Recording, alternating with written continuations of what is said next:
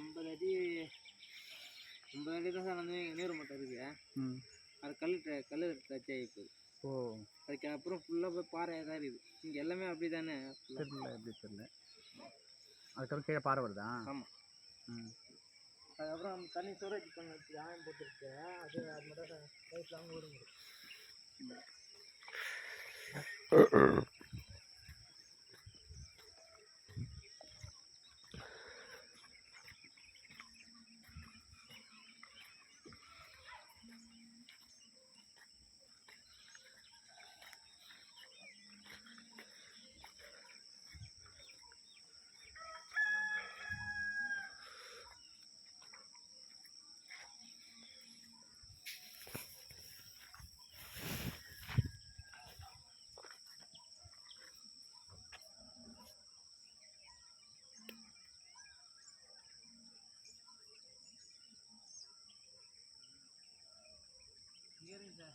ஓ,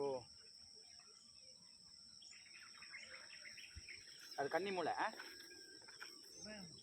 குபேரமல்.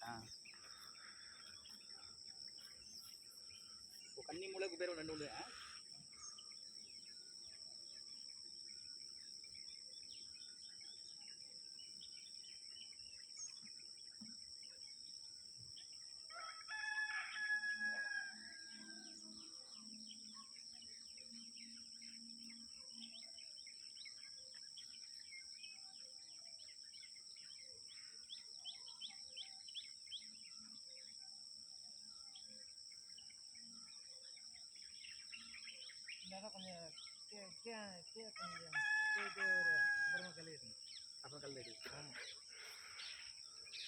கொஞ்சம் முன்னாடியே கல் வந்துடும். கொஞ்சம் கல்லுக்கு அப்புறம் போகலாம் தானே?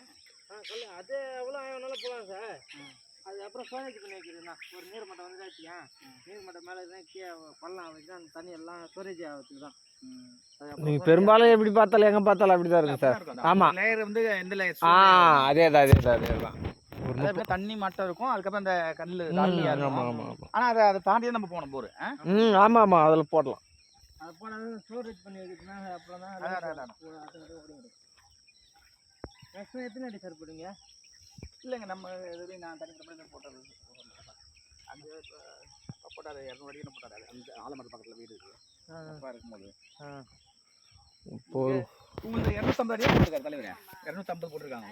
அவன் 100லேயே தண்ணி வந்ததுன்னு. அதேதான். நீங்க ஒரு 300 அடி போடுங்க சார். தண்ணி வந்ததுன்னா அதோட கல் மாதிரி வந்துருக்கும் போடுறது.